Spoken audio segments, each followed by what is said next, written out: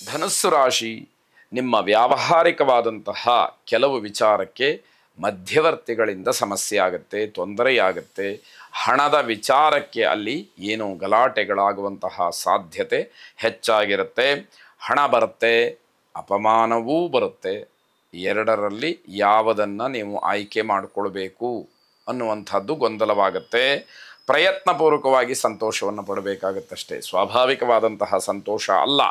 ಬಲವಂತವಾಗಿ ಹಣವನ್ನು ಸಂಪಾದನೆ ಮಾಡ್ತೀರಿ, ಹಣ ಸಿಕ್ತು ಅಂತ ಹೇಳಿ ಅಪಮಾನ ಆದರೂ ಕೂಡ ಏನೋ ಒಂದು ರೀತಿಯಲ್ಲಿ ಖುಷಿ ಪಡ್ತೀರಿ. ನಾನು ಅಂದುಕೊಂಡದ್ದನ್ನು ಪಡೆದುಬಿಟ್ಟೆ ಅನ್ನುವಂತಹ ಭಾವನೆ ನಿಮ್ಮ ಮನಸ್ಸಿನಲ್ಲಿ ಬರುತ್ತೆ. ಕೋಪ ನಿಯಂತ್ರಣದಲ್ಲಿರಬೇಕು. ಇಲ್ಲದೇ ಇದ್ದರೆ ಗಳಿಸಿದ್ದೆಲ್ಲವೂ ಕೂಡ ವ್ಯರ್ಥವಾದೀತು ಅನ್ನುವಂಥದ್ದು. ಕೆಲವು ಗಂಭೀರವಾದಂತಹ ಸಮಸ್ಯೆಗಳು ಎದುರಾಗುತ್ತೆ. ನೀವು ಪ್ರಾಮಾಣಿಕವಾಗಿ ಸನ್ಮಾರ್ಗದಿಂದ ಅದನ್ನು ಎದುರಿಸಬೇಕಾದಂಥದ್ದು ಮುಖ್ಯ. ಕುಟುಂಬದ ಸಂಘರ್ಷವೂ ಕೂಡ ಆಗುವಂತಹ ಸಾಧ್ಯತೆ ಹೆಚ್ಚಾಗಿರುತ್ತೆ. ಇಡೀ ಸಮಾಜ ನಿಮ್ಮನ್ನು ದೂಷಣೆ ಮಾಡ್ತಾ ಇದೆ ಅಂತಾದಾಗ ಕುಟುಂಬದವರು ಹೇಗೆ ನಿಮ್ಮನ್ನು ಒಪ್ಪಿಕೊಳ್ತಾರೆ? ಕುಟುಂಬದವರು ಕೂಡ ನಿಮ್ಮನ್ನು ಸಮರ್ಥನೆ ಮಾಡ್ಕೊಳ್ಳೋಕ್ಕಾಗದೇ ಇರುವಂತಹ ಪರಿಸ್ಥಿತಿಯನ್ನು ತಂದುಕೊಂಡು ಬಿಟ್ಟಿರ್ತೀರಿ. ಅದನ್ನು ಗಮನಿಸ್ಕೊಳ್ಬೇಕು. ಹಾಗಾಗಿ ಅಲ್ಲಿ ಅದರ ಬಗ್ಗೆ ಗಮನ ಬರಲಿಲ್ಲ, ಇನ್ನಷ್ಟು ಮತ್ತಷ್ಟು ಅವಮಾನಗಳು ಆಗುತ್ತೆ ಅಂತ ಅರ್ಥ. ಈಶ್ವರಾರಾಧನೆಯನ್ನು ಮಾಡಿ ಶುಭವಾಗಿ.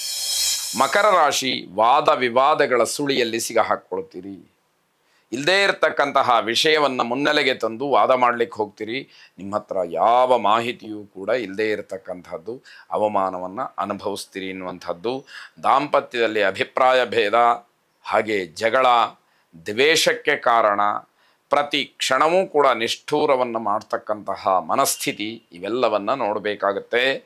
ಆಹಾರ ನಿಯಂತ್ರಣದಲ್ಲಿರಲಿ. ಬೇರೆಯವರ ಅವಲಂಬನೆಯಿಂದ ನಿಮಗೊಂದಷ್ಟು ಅವಮಾನವಾಗುತ್ತೆ, ನಷ್ಟವಾಗತ್ತೆ, ಕಷ್ಟವಾಗತ್ತೆ. ಇದನ್ನು ಗಮನಿಸ್ಕೊಳ್ಬೇಕು. ವೃತ್ತಿಯಲ್ಲಿ ಆರ್ಥಿಕ ಸಂಕಷ್ಟವನ್ನು ಅನುಭವಿಸ್ಬೇಕಾಗತ್ತೆ. ಜೊತೆಗೆ ಕುಲದೇವರಲ್ಲಿ ಏನೋ ಒಂದು ರೀತಿಯ ಅಪನಂಬಿಕೆ, ಭಗವತ್ ಸೇವೆಯಲ್ಲಿ ಮನಸ್ಸು ಸ್ಥಿರವಾಗಿಲ್ಲದೆ ಇರತಕ್ಕಂಥದ್ದು, ಇವೆಲ್ಲವೂ ಕೂಡ ನಿಮಗೆ ತೊಂದರೆಗೆ ಕಾರಣವಾಗುತ್ತೆ. ನಿಮ್ಮ ಕುಲದೇವರನ್ನು ಸರಿಯಾಗಿ ಪ್ರಾರ್ಥನೆ ಮಾಡಿ ಶುಭವಾಗಿ. ಕುಂಭರಾಶಿ ಹಳೆಯ ಸ್ನೇಹಿತರು, ಹಿಂದೆ ನಡೆದಂತಹ ವ್ಯವಹಾರ ಅಥವಾ ನಿಮ್ಮ ಹಿಂದಿನ ಒಂದಷ್ಟು ವಯಸ್ಸಿನ ಕಾಲದಲ್ಲಿ ಆದಂತಹ ಕೆಲವು ಘಟನೆಗಳು, ಇವೆಲ್ಲ ಮತ್ತೆ ಮತ್ತೆ ಮುನ್ನೆಲೆಗೆ ಬಂದು ಸಮಸ್ಯೆಗಳನ್ನು ಮಾಡ್ಕೊಳ್ತೀರಿ. ಹೊಸ ವಸ್ತ್ರವನ್ನು ಖರೀದಿ ಮಾಡ್ತಕ್ಕಂತಹ ವಿಚಾರದಲ್ಲಿ ನಿರಾಸೆಯಾಗತ್ತೆ. ಏನೋ ಬಟ್ಟೆಯನ್ನು ಕೊಂಡುಕೊಳ್ಬೇಕು ಅಂತ ಅಂದ್ಕೊಳ್ತೀರಿ. ವಾರದೋಷ ಅಂತಲೋ ಅಥವಾ ಇವತ್ತು ಬೇಡ ಅಂತಲೋ ಮನೆಯವರು ನಿಮಗೆ ಹೇಳ್ತಕ್ಕಂಥದ್ದು ಬೇಸರವಾಗತ್ತೆ. ಕುಟುಂಬ ಸದಸ್ಯರ ಬಗ್ಗೆ ಸ್ವಲ್ಪ ಮಟ್ಟಿಗೆ ಕಾಳಜಿಯನ್ನು ವಹಿಸಿ. ನಿಮ್ಮ ವ್ಯವಹಾರ ಉದ್ಯೋಗಗಳ ಒಂದು ಭಾಗ ಅಂತ ನೀವಿಟ್ಕೊಂಡ್ರೆ ಅದಕ್ಕಿಂತ ಹೆಚ್ಚಿನ ಆದ್ಯತೆಯನ್ನು, ಮಾನ್ಯತೆಯನ್ನು ಕುಟುಂಬಕ್ಕೆ ಕೊಡಬೇಕಾದಂಥದ್ದು ಇದ್ದೇ ಇರುತ್ತೆ. ಅದು ಜವಾಬ್ದಾರಿಯೂ ಕೂಡ ಹೌದು ಅನ್ನುವಂಥದ್ದು. ಸಮಯೋಚಿತವಾದಂತಹ ಬದಲಾವಣೆಗೆ ಆದ್ಯತೆಯನ್ನು ನೀಡಬೇಕು. ಇದು ಹೀಗೇ ಆಗಬೇಕು ಅಂತ ಹೇಳಿ ಅಂದುಕೊಳ್ಳಬಾರ್ದು. ಆ ಸಂದರ್ಭಕ್ಕೆ ಏನು ಬರುತ್ತೋ ಒಳಿತಾಗಿ ಅಲ್ಲಿರತಕ್ಕಂತಹ ಸಮಯವನ್ನು, ಸಂದರ್ಭವನ್ನು ನಾವು ನಿಭಾಯಿಸ್ತಕ್ಕಂತಹ ನಿಟ್ಟಿನಲ್ಲಿ ಚಿಂತನೆಗಳು ನಮಗೆ ಬರಬೇಕು ಅನ್ನುವಂಥದ್ದು. ಆರ್ಥಿಕವಾದಂತಹ ಸಮಸ್ಯೆಗಳು ಏನೂ ಕಾಡೋದಿಲ್ಲ. ಆದರೆ ಹಣಕಾಸಿನ ವಿಚಾರದಲ್ಲಿ ತುಂಬ ದುಂದುವೆಚ್ಚಕ್ಕೋ ಇನ್ನೊಂದಕ್ಕೋ ಮನಸ್ಸು ಮಾಡುವಂಥದ್ದು ಬೇಡ. ನವಗ್ರಹರನ್ನು ಪ್ರಾರ್ಥನೆ ಮಾಡಿ.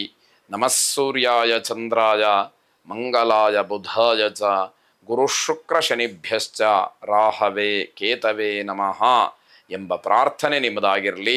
ಶುಭವಾಗಿ.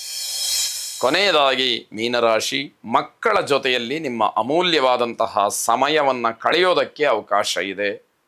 ಅದು ನಿಮಗೆ ಉತ್ತಮವಾದಂತಹ ಮಾನಸಿಕ ನೆಮ್ಮದಿಯನ್ನು ಕೊಡ್ತಕ್ಕಂಥದ್ದು.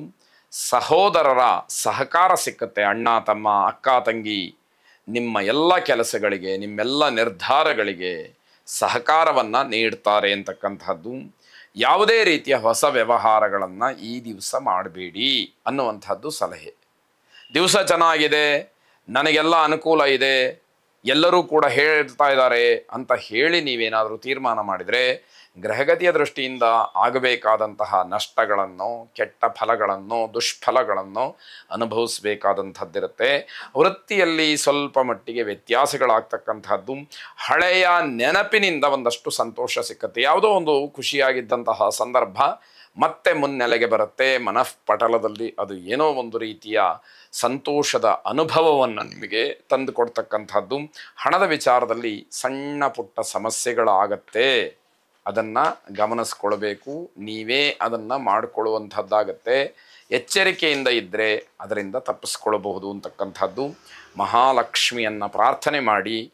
ಶುಭವಾಗಿ.